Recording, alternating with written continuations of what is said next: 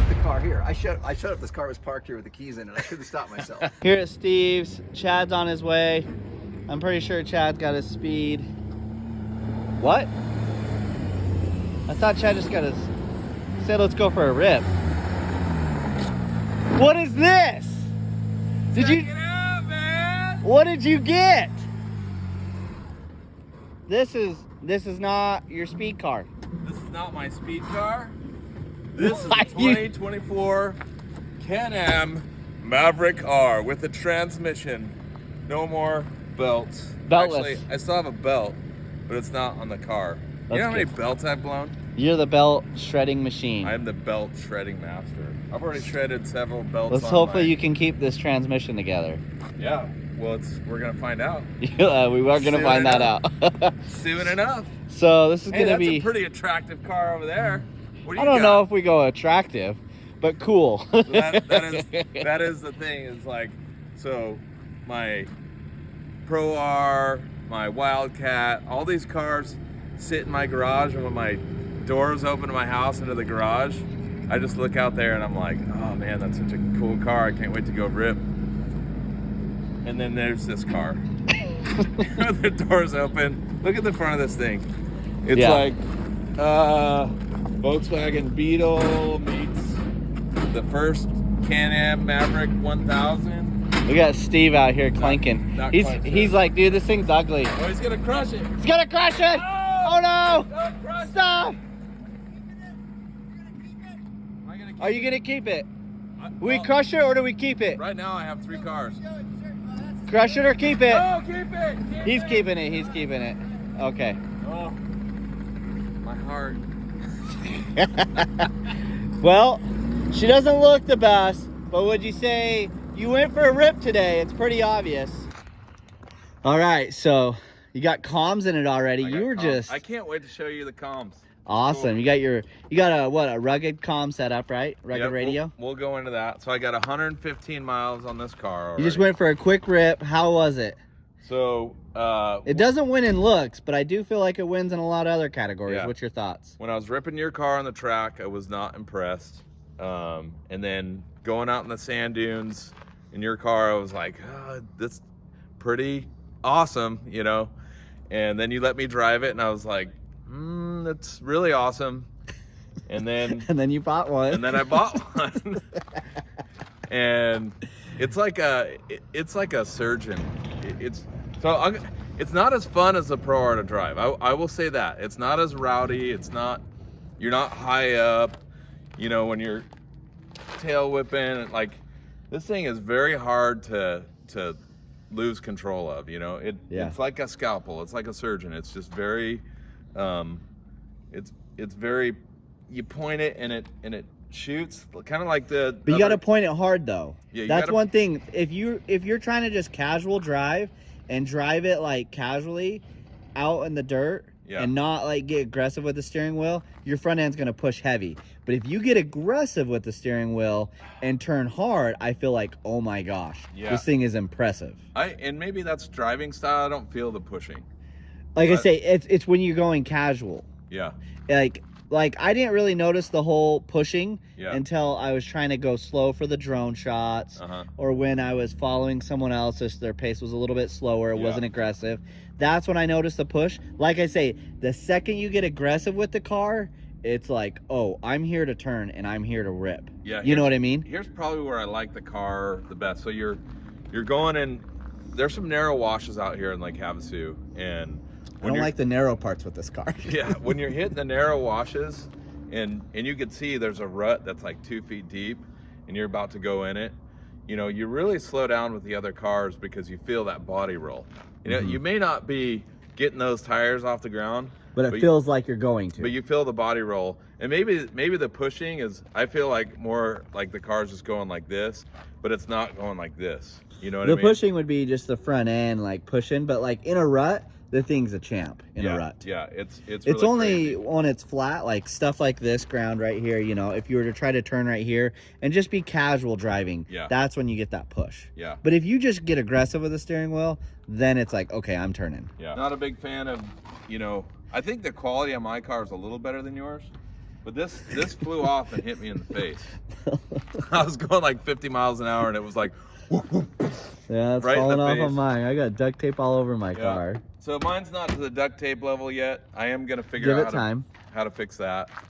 What I did actually helped a lot. I just cut a lighter and I melted the little things inside, and it just deformed them a little bit, so they won't want to come out as easy. Yeah, I think I'm literally gonna like button a strap over here or something like that. I have to do something. Cage is gonna go bye-bye soon. You know, the cage is not my favorite. The roof is not my favorite, but that's all personal preference. Definitely gonna do a gusset kit or something on the front A-arm, but the cabin has zero. There's no storage in there. So in the Pro R, you've got a middle console. You open it up, it's got a plug in there for a cigarette lighter. It's got all these features everywhere in the Pro R. The Pro R is a freaking Swiss Army knife. This car, there's zero storage in the car. You got three cup holders. There's two. And there's a tiny little, well, if you're taping this shut, you can't open this. Oh.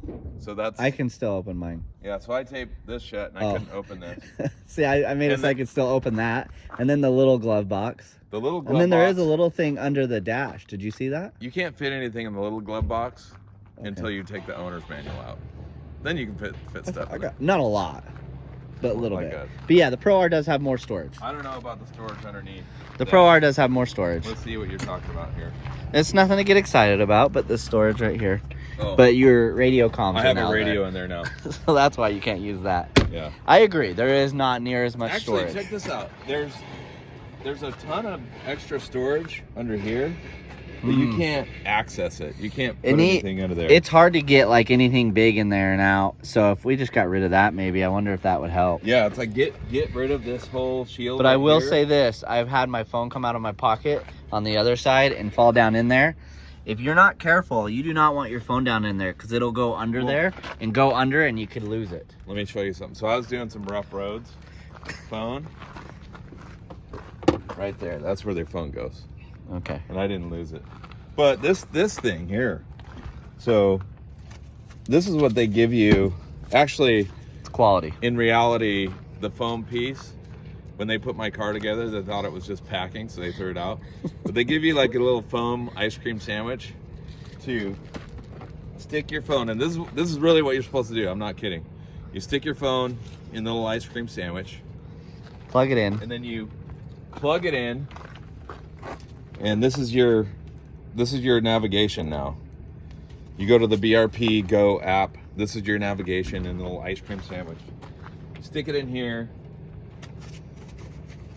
Then you close the box. And this thing's rinky-dink too. Dude, when I was doing 99 yesterday, because that's what our govern's out at, I swear every bit of plastic just started elevating. I thought my whole entire car was just going to transform into just a shell. It's like an F-18 when the flaps open. Legitimately, I thought that was going to happen because on mine, this is duct taped, right? So that's starting to like move. This is loose on mine right here.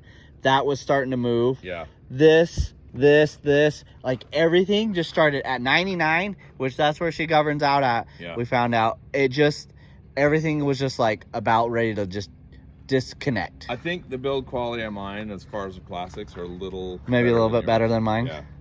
But well, we'll see. When you get up to that pace, we'll see what happens. Back to the BRP Go app.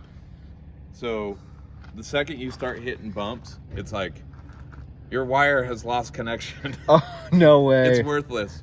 Are you serious? So worthless. Like, why can't you just Bluetooth to the freaking screen? You know? Yeah. So anyway, that's totally worthless. Get a GPS, use OnX, whatever. Let's go with our goods and bads. What do you think? What's your favorite thing about the car? Oh, my favorite thing about the car is the transmission. And so we'll just, one thing, transmission. Okay. What's your least favorite thing? The looks. Okay. What's It's the ugly. next favorite thing?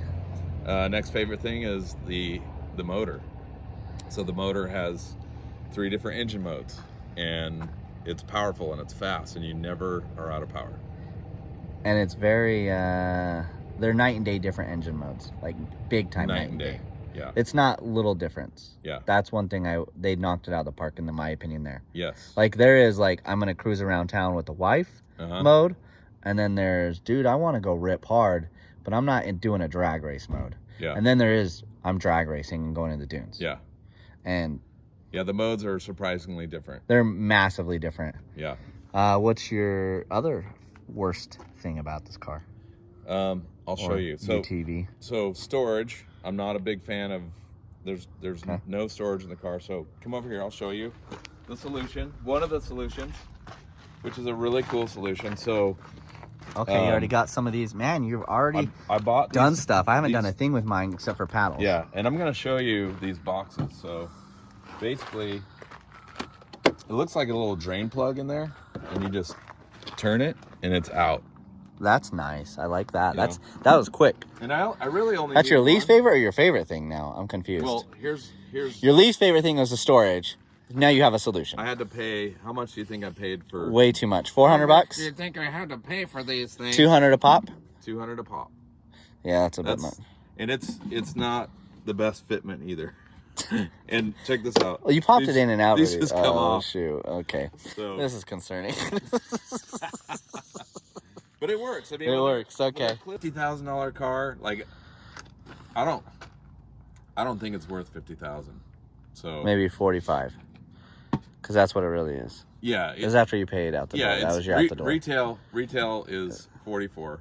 You know. I think it's only worth $1. I think it should only be worth $1 so I can afford another one. Exactly. I need a backup. Yeah, we do need backups. Gosh, so my favorite thing is going like 75 miles an hour and it feels like you're going 50. Yeah. So Steve, you went and took one of these Can-Ams for a quick rip. You didn't take the one where the plastics are just coming off of on its own. You took the new fresh one. What did you think?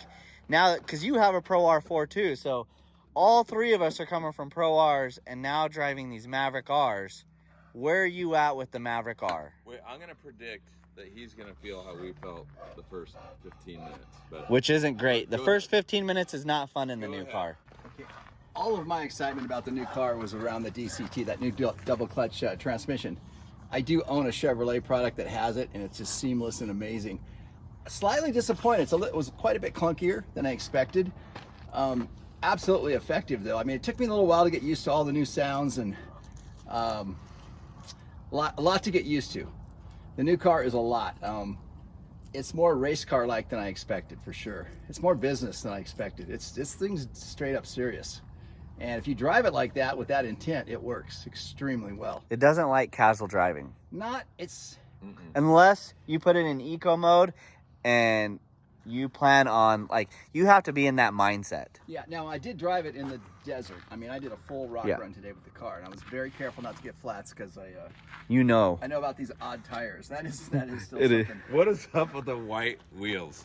Well, luckily I like white, so it's not hurting my feelings. But nobody would care because you could get a tire and you could paint. If these were black, it would look so much better just if they were black. Or yellow. No, my first impression, it was different than I expected for sure. I mean, I feel like first day driving, it's not awesome. It's not. But as I figured a few things out, 4-wheel drive's mandatory in the dirt, mandatory. Two-wheel drive you're just gonna waste a set of tires in 10 minutes. Yeah, it's pretty obvious when you watch me in the barrel race that two-wheel drive sucks. Yeah. Even in four-wheel drive, it will annihilate all 4 tires if you just choose to stand on it. That's not the way to drive it. Yeah. You have to feather throttle and manage traction in the car at all times because it's got that much power. It is seriously fast.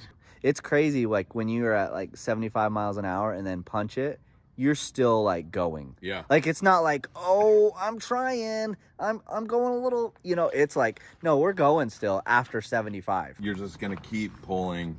Yeah. No matter how fast. And the dyno tune proves that at 75 it still had 210. Yeah. At 75 miles an hour you're still pulling over 200 horsepower. Well, Evo is claiming 250 already, with just basically bumping the rev limiter 1,000.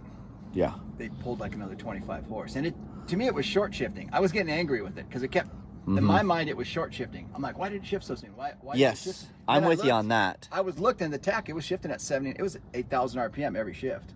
So I wanted manual. I couldn't quite get it sorted out. I got in the car cold turkey with not one bit of instruction. You left the car here. I showed up. This car was parked here with the keys in it. I couldn't stop myself.